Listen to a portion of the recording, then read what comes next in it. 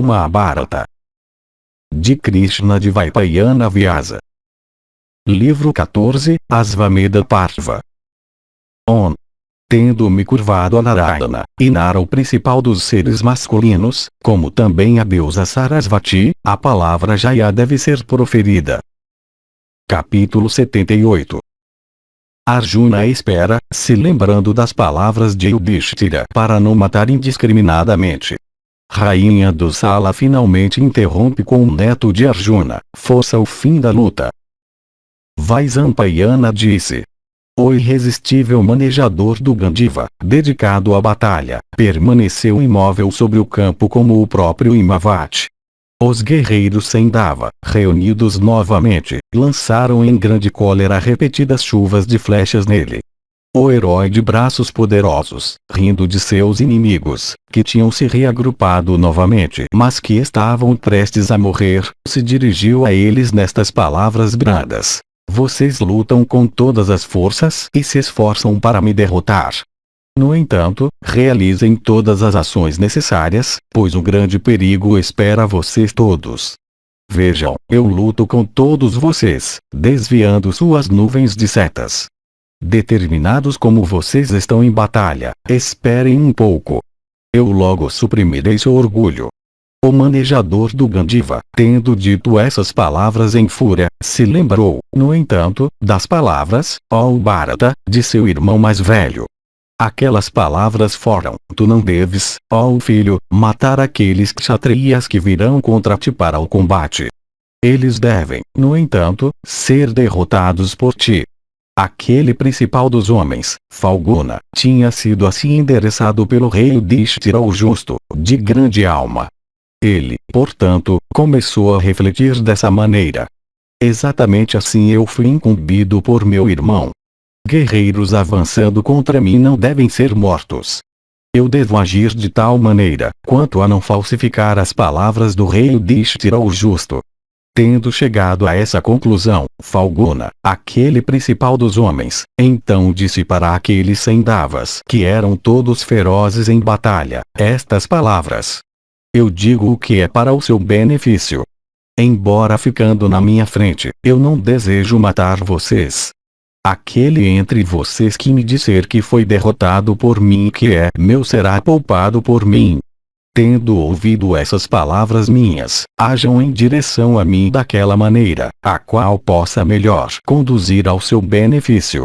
Por agirem de um modo diferente vocês irão se colocar em uma situação de grande medo e perigo.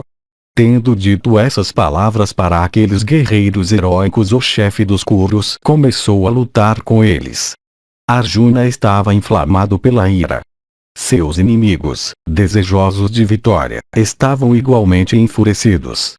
Os Sendavas então, ó rei, dispararam centenas e milhares de setas retas no manejador do Gandiva.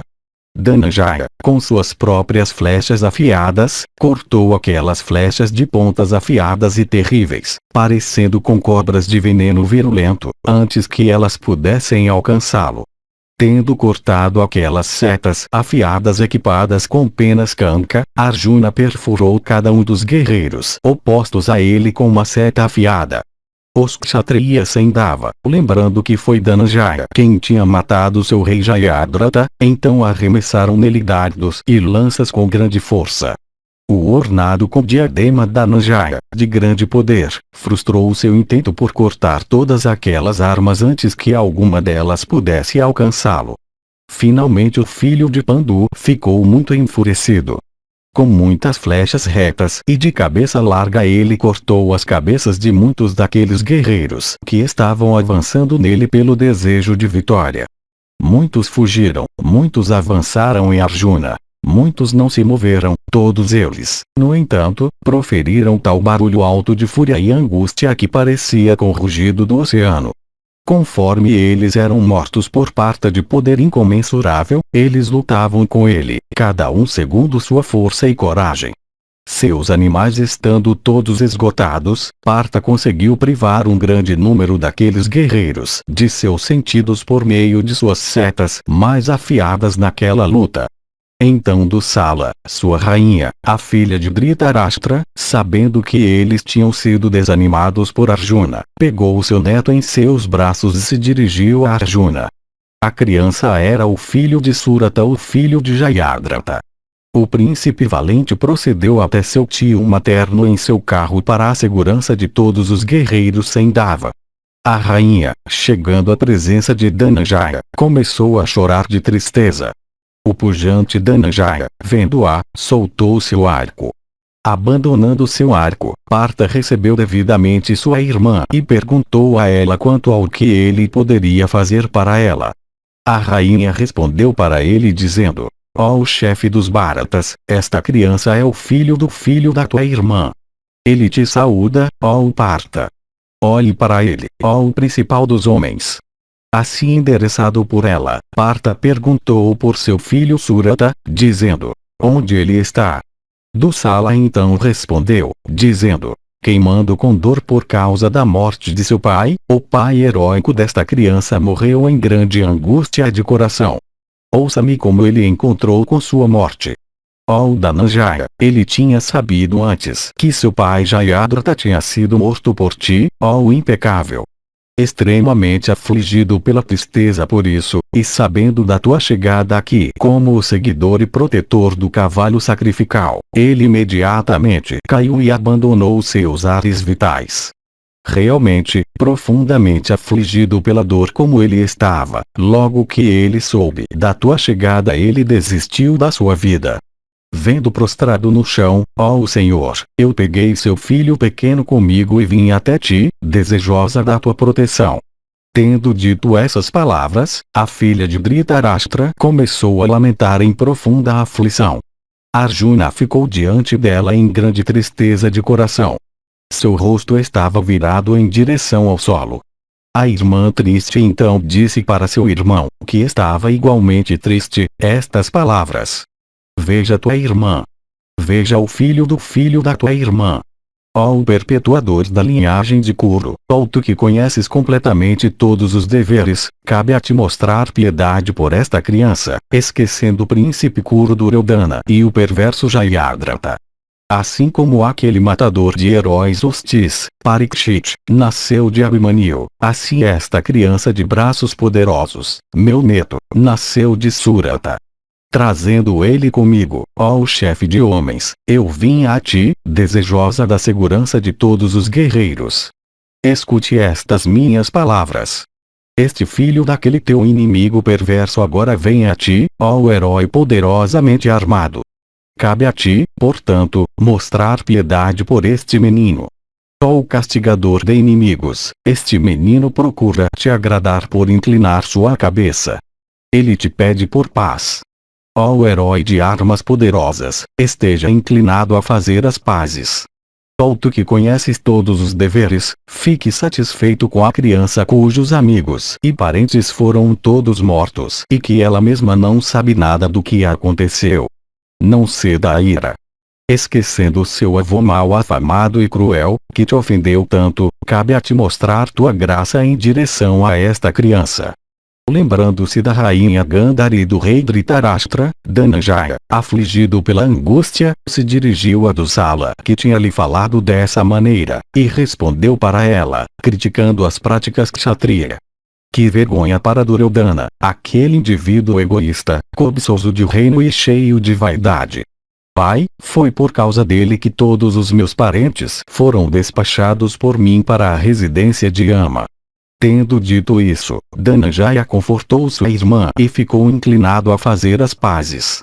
Alegremente ele a abraçou e então a despediu, dizendo a ela para voltar para seu palácio. Dusala mandou todos os seus guerreiros desistirem daquela grande batalha, e cultuando Partha, ela de rosto belo retrocedeu seus passos em direção à sua residência. Tendo derrotado aqueles heróis, isto é, os Sendavas, dessa maneira, Dhananjaya começou a seguir o corcel que vagava à vontade. O heróico Arjuna seguiu devidamente aquele cavalo sacrificial, assim como o divino manejador do Pinaka tinha antigamente seguido o veado através do firmamento. A alusão é a Mareva perseguindo o sacrifício quando o último fugiu dele na forma de um veado. O corcel, à vontade, vagou por vários reinos um depois do outro, aumentando os feitos de Arjuna. No decorrer do tempo, ó chefe de homens, o cavalo que vagava à sua vontade finalmente chegou dentro dos domínios dos soberanos de Manipura, seguido pelo filho de Pandu. Capítulo 79. Vabhrivana, um filho de Arjuna, traz presentes, mas é forçado a lutar. Arjuna e filho ambos caem desmaiados no chão. Vaisampayana disse: os soberanos de Manipura, Vabhrivana, sabendo que seu pai Arjuna tinha chegado dentro de seus domínios, saiu como humildade, com vários brahmanas e um tesouro em sua vanguarda. Os brahmanas eram para receber Arjuna devidamente e o tesouro deveria ser um presente ou oferenda de respeito. Lembrando-se, no entanto, dos deveres dos kshatriyas, Dhananjaya, de grande inteligência, vendo os soberanos de Manipura chegar daquela maneira, não aprovou aquilo. Falguna, de alma justa, disse com raiva: esse teu comportamento não é adequado. Tu certamente decaíste dos deveres kshatriya. Eu vim aqui como o protetor do cavalo sacrificial de Yudhishthira.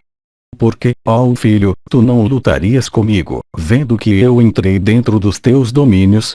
Que vergonha para ti, falto de compreensão tola, que vergonha para ti que decaíste dos deveres kshatriya.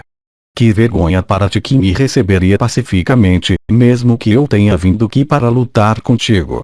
Ao me receber assim pacificamente, tu agiste como uma mulher.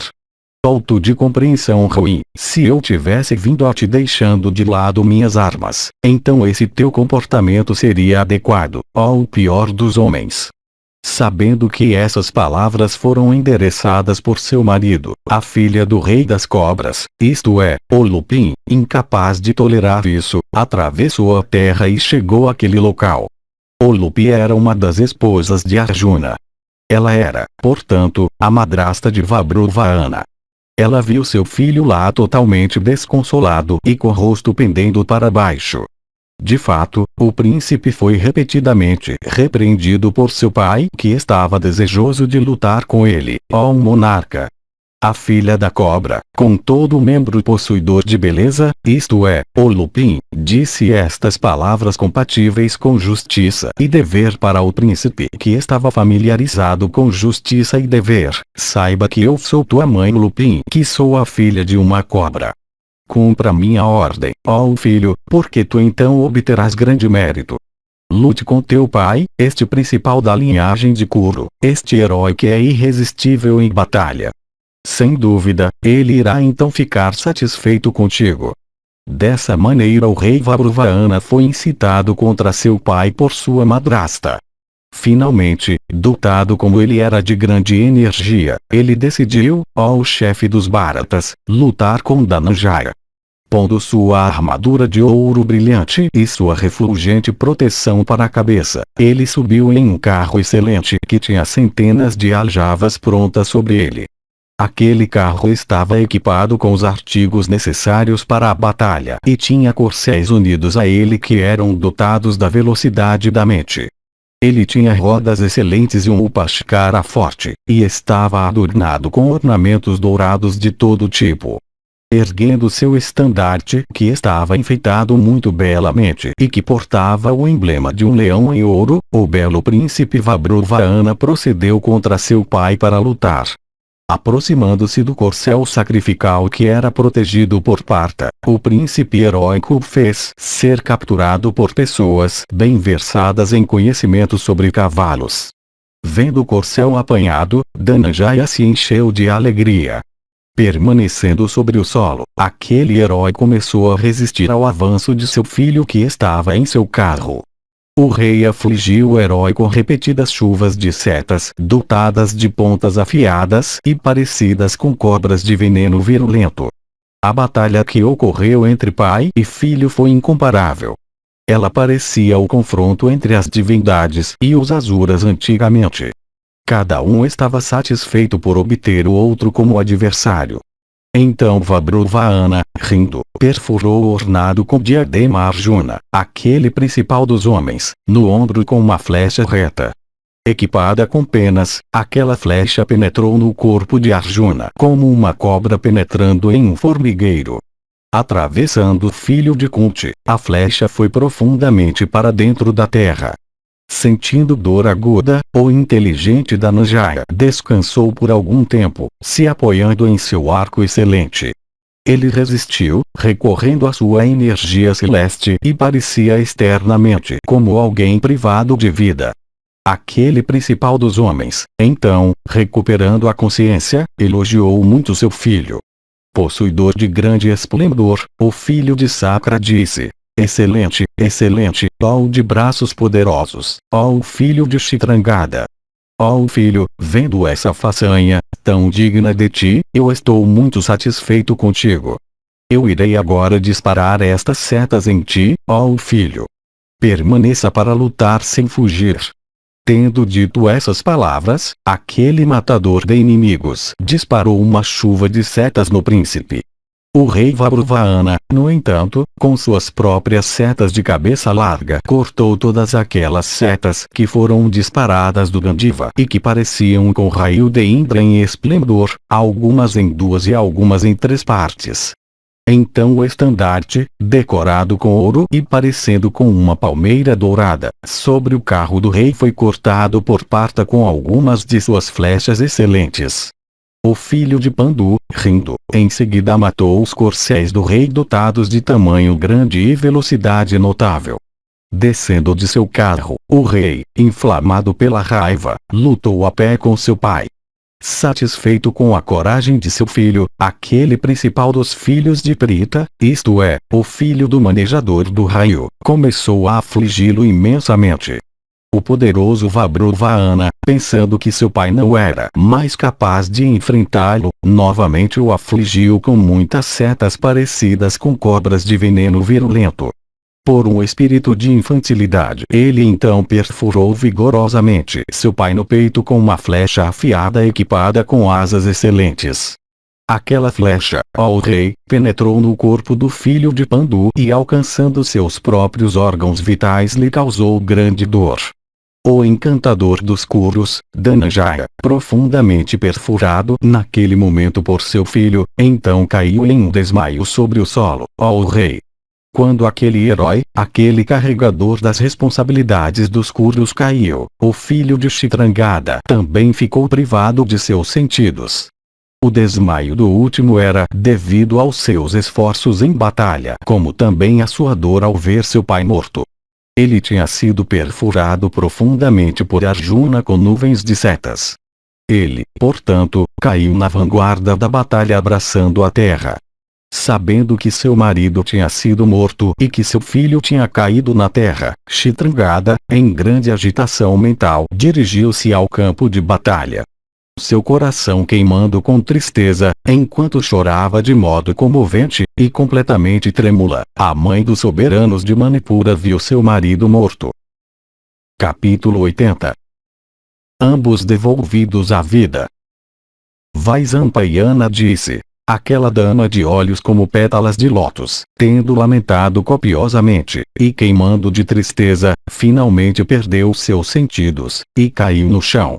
Recuperando a consciência e vendo Lupin, a filha do chefe das cobras, a rainha Chitrangada dotada de beleza celestial, disse para ela estas palavras: veja, ó Lupin, nosso marido sempre vitorioso morto em batalha, por causa de ti, por meu filho jovem. Tu estás familiarizada com as práticas dos respeitáveis. Tu és uma esposa dedicada ao teu marido. Foi devido ao teu ato que teu marido foi derrubado, morto em batalha. Se Dhananjaya pecou contra ti em todo aspecto, perdoa e eu te peço, ressuscite aquele herói. Ó dama virtuosa, tu estás familiarizada com a piedade. Tu és, ó abençoada, conhecida por tuas virtudes pelos 3 mundos. Como é que tendo feito teu marido ser morto por meu filho, tu não te entregas à dor? Ó filha do chefe das cobras, eu não choro por meu filho morto. Eu choro somente por meu marido, que recebeu essa hospitalidade de seu filho. Tendo dito essas palavras para a majestosa Ulupin, a filha do chefe das cobras, a ilustre Chitrangada procedeu para onde seu marido jazia sobre a terra e se dirigindo a ele, disse: Levante, ó marido querido, tu ocupas o lugar principal nas afeições do rei Kuru Yudhishthira. Aqui está aquele teu corcel. Ele foi libertado por mim. Na verdade, ó pujante, este corcel sacrificial do rei Yudhishthira o justo deve ser seguido por ti. Porque então tu ainda jazes imóvel sobre o solo. Meus ares vitais dependem de ti, ó encantador dos Kurus. Como é que aquele que é o dador dos ares vitais de outras pessoas rejeita seus próprios ares vitais hoje? Veja, ó Ulupin, essa visão agradável do teu marido jazendo prostrado no chão. Como é que tu não sofres, tendo feito ele ser morto através do meu filho quando tu excitaste com tuas palavras? É adequado que este garoto deva sucumbir ao poder da morte e jazer assim no chão junto de seu próprio pai. Ó, que Vijaya, que ele que é chamado de Gudakesa, que este herói de olhos avermelhados, volte à vida. Ó dama abençoada, poligamia não é transgressão para os homens. Somente as mulheres incorrem em erro por aceitarem mais do que um marido. Portanto, não nutra tais pensamentos de vingança. Esse relacionamento foi ordenado pelo próprio Ordenador Supremo. Ele é, além disso, eterno e imutável. Cuide daquele relacionamento. Que tua união com Dhananjaya seja feita verdadeira. Se, tendo matado teu marido através do meu filho, tu não o reviveres hoje diante dos meus olhos, eu então rejeitarei meus ares vitais. Sem dúvida, ó dama venerável, afligida como eu estou pela tristeza e privada como eu estou de marido e filho, eu me sentarei aqui hoje em praia na tua própria vista. Tendo falado dessa maneira para a filha do chefe das cobras, que era uma co-esposa com ela de Arjuna, a princesa Chaitravayini sentou-se em praia, ó rei, reprimindo a fala. Sentar-se em praia é permanecer sentado em um local específico, se abstendo de alimento e bebida com a intenção de rejeitar os próprios ares vitais. Vaisampayana continuou. Parando de lamentar, a rainha triste, colocando sobre seu colo os pés de seu marido, sentou lá, suspirando pesadamente e desejando também a restauração de seu filho à vida. O rei Vabruvana então, recuperando os sentidos, viu sua mãe sentada daquela maneira no campo de batalha. Dirigindo-se a ela ele disse: o que pode ser mais doloroso do que a visão de minha mãe, que foi criada no luxo, jazendo na terra nua junto de seu marido heróico esticado sobre o solo? Pai, este matador de todos os inimigos, este principal de todos os manejadores de armas, foi morto por mim em batalha. É evidente que os homens não morrem até que sua hora chegue. O sentido é que tristeza não mata. Uma pessoa não morre até que sua hora chegue. Se fosse de outro modo eu teria morrido, tão pesado é o fardo da minha aflição. O coração desta princesa parece ser muito duro, já que ele não se quebra nem a visão de seu marido de braços fortes e de peito largo jazendo morto no chão. É evidente que uma pessoa não morre até que chegue sua hora, já que nem eu nem minha mãe estamos desprovidos de vida mesmo por tal visão. Pai, a cota de malha dourada deste herói principal da linhagem de Kuru, morto por mim, seu filho, de propósito, está jazendo no solo, separada de seu corpo. Pai, ó Brahmanas, vejam meu pai heróico jazendo prostrado na terra, em um leito de herói, morto por seu filho. Que benefício é feito para este herói, morto por mim em batalha, por aqueles brahmanas que foram incumbidos de servir este principal da linhagem de Kuru dedicado a seguir o corcel? Que os brahmanas ordenem qual expiação deve agora ser praticada por mim, um canalha pecaminoso e cruel, que matou seu próprio pai em combate. Tendo matado meu próprio pai, eu devo, sofrendo todos os tipos de miséria, vagar pela terra, cruel que eu sou, me cobrindo com sua pele. Dê-me as duas metades da cabeça do meu pai hoje, para que eu possa vagar pela terra com elas por aquele período, pois não há outra expiação para mim que matei meu próprio pai. Veja, ó filha da principal das cobras, teu marido morto por mim. Na verdade, por matar Arjuna em batalha. Eu realizei o que é agradável para ti. Eu irei hoje seguir no caminho pelo qual meu pai foi. Ó abençoada, eu não posso me consolar. Seja feliz hoje, ó mãe, vendo eu mesmo e um manejador do Gandiva abraçarmos a morte neste dia. Eu te juro pela própria verdade que eu rejeitarei meus ares vitais. Tendo dito essas palavras, o rei, profundamente afligido pela dor, ó monarca, tocou água e exclamou em tristeza, que todas as criaturas, móveis e imóveis, me ouçam. Tu também me escute, ó mãe. Eu digo a verdade, ó melhor de todas as filhas das cobras. Se este melhor dos homens, Jaya, meu pai, não se levantar, eu emacerei meu próprio corpo, sentando no campo de batalha. Tendo matado meu pai, não há salvação para mim daquele pecado terrível. Afligido como eu estou pelo pecado de matar meu pai, eu terei sem dúvida que cair no inferno. Por matar um kshatriya heróico, alguém se purifica por fazer uma doação de 100 vacas. Por matar meu pai, no entanto, tão terrível foi meu pecado que minha salvação é impossível. Este Dhananjaya, o filho de Pandu, era o único herói dotado de energia imensa. Possuidor de alma justa, ele foi o criador do meu ser. Como eu posso ser resgatado depois de tê-lo matado? Tendo proferido esses lamentos, o filho de grande alma de Dhananjaya, o rei Vabruvana, tocou água e ficou silencioso, prometendo passar fome até a morte. Vaisampayana continuou. Quando o rei de Manipura, aquele castigador de inimigos, afligido pela tristeza, junto com sua mãe, se sentou para passar fome até a morte, Olupi então pensou na pedra preciosa, que tem a virtude de reviver um homem morto.